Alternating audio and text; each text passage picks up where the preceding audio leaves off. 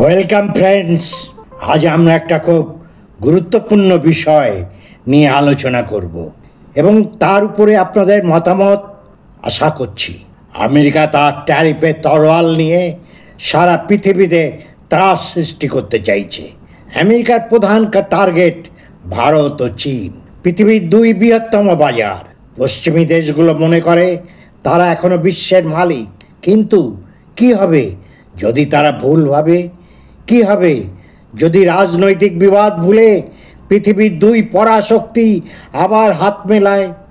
কি হবে যদি আমেরিকা ও রাশিয়াকেও ছাড়িয়ে যাওয়া একটি অপ্রতিরোধ্য শক্তি জন্ম নেয় শুধু অর্থনীতির জোরে? আজ আমরা সেই অচিন্তনীয় সম্ভাবনারই হিসেব নিকেশ করব। কোনো আবেগ নয়, আজ শুধু যুক্তি আর তত্ত্ব নিয়ে কথা বলবো। এপাশে চীন, জনসংখ্যা 142 কোটি, অর্থনীতির আকার প্রায় $18 ট্রিলিয়ন।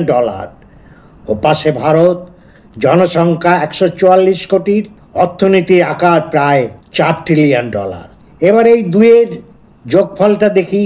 মোট জনসংখ্যা 286 কোটির কাছাকাছি, মানে পৃথিবীর প্রায় 36% মানুষ এই দুটি দেশে বাস করে।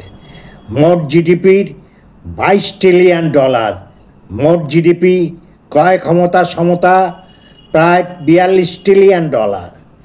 এটি একেবারেই অদ্বিতীয়। এটি শুধু একটি বাজার নয় বন্ধু, এটি একটি মহাদেশের সমান ব্যবস্থা। এই ধারণাটা নতুন নয়। আমরা আমাদের গৌরবময় অতীত ভুলে গেছি। শতাব্দীর পর শতাব্দী ধরে ভারত ও চীন ছিল বিশ্ব অর্থনীতির টুইন ইঞ্জিন। সিল্ক রোড দিয়ে শুধু পণ্য নয়, জ্ঞান, দর্শন, সংস্কৃতি বিনিময় হতো। বৌদ্ধ ধর্ম ভারত থেকে চীনে গিয়ে তাদের সংস্কৃতির একটা অঙ্গ হয়ে গেল। সেই সময় ফাহিয়েন, হিয়েংসাং, একজনে গুপ্ত যুগে আর একজনে হর্ষবর্ধনের শাসনকালে ভারতে এসেছিল। আমরা তখন প্রতিদ্বন্দ্বী ছিলাম না, আমরা ছিলাম অংশীদার। পশ্চিমের উত্থানের আগেই আমরা ছিলাম প্রাচীন বিশ্বের পরাশক্তি।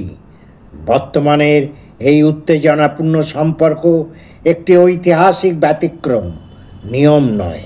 এবার এই অংশীদারিত্বটাকে আধুনিক বিশ্বে কল্পনা করুন।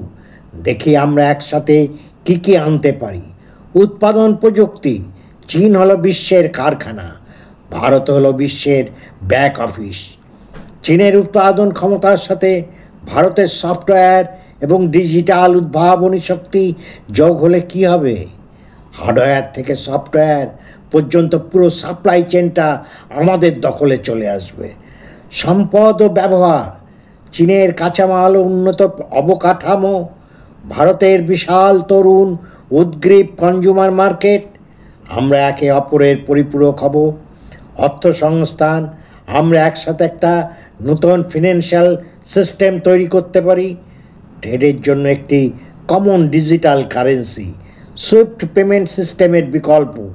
এটি ইউএস ডলারের আধিপত্যকে ওভারনাইট ব্রেক করে দেবে। সামরিক কৌশলগত শক্তি, একটি কম্বাইন্ড স্ট্র্যাটেজিক ফোর্স সমগ্র এশিয়া এবং ইন্ডিয়ান ওশানের সিকিউরিটি এনশিওর করতে পারবে।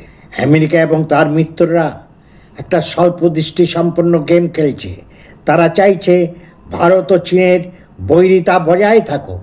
তাদের আসল ভয় ভারত চীনের মৈত্রী। অর্থনৈতিকভাবে সমন্বিত ভারত ও চীন এমন একটি সত্তা হবে যাকে কোনো একক দেশ, এমনকি মার্কিন যুক্তরাষ্ট্র বা একটি সংযুক্ত পশ্চিমা দেশও পরাভূত করতে বা নিষেধাজ্ঞা আরোপ করতে পারবে না। আমরা এত বড় হব, এত শক্তিশালী হব যে বিশ্বের কোনো শক্তি আমাদের দিকে চোখ তুলে তাকাতে সাহস পাবে না। বিশ্বশক্তি সম্পূর্ণরূপে পূর্বের আদর্শে স্থায়ীভাবে স্থানান্তরিত হবে। আমাদের রাজনৈতিক মতাদর্শ বা সীমান্তবিরোধ ত্যাগ করা জরুরি। এটা বাস্তববাদী অর্থনীতির জন্যে প্রয়োজনীয়। এটা স্বীকার করার বিষয় যে বর্বর শুল্ক ও নির্বাচনী বাণিজ্য যুদ্ধের বিশ্বে ঐক্যের মধ্যে অপরিসীম শক্তি রয়েছে। একটা পুরানো বিভাজনের বাইরে চিন্তা করার সময় এটা সিল্ক রুটের চেতনা পুনরুজ্জীবিত করার সময়। 286 কোটিরও বেশি মানুষের অর্থনৈতিক সমৃদ্ধির জন্যে। প্রশ্ন, আমরা কি এটা করতে পারি? প্রশ্ন, আমরা এটা করতে ইচ্ছুক কি? এই জোট শুধুমাত্র অর্থনৈতিক শক্তি নয়, বৈশ্বিক মঞ্চে আমাদের কণ্ঠস্বর ও শক্তিশালী করবে। চিরস্থায়ী প্রতিদ্বন্দ্বিতা এবং অতুলনীয় সমৃদ্ধির মধ্যে একটি পছন্দ। আপনার কি মনে হয়, ইন্ডিয়া চায়না ইকোনমিক অ্যালায়েন্স একটা ড্রিম নাকি ফিউচার রিয়ালিটি? কমেন্টসে আপনার মতামত জানান। লাইক বাটনটা চাপুন, সাবস্ক্রাইব করুন ডি সুজয় এক্স চ্যানেলে, আর বেল আইকনটা টিপে নোটিফিকেশান বাজিয়ে দিন, কারণ এরকম ফেয়ারলেস অ্যানালিসিস আর মিস করতে চাইবেন না। ধন্যবাদ।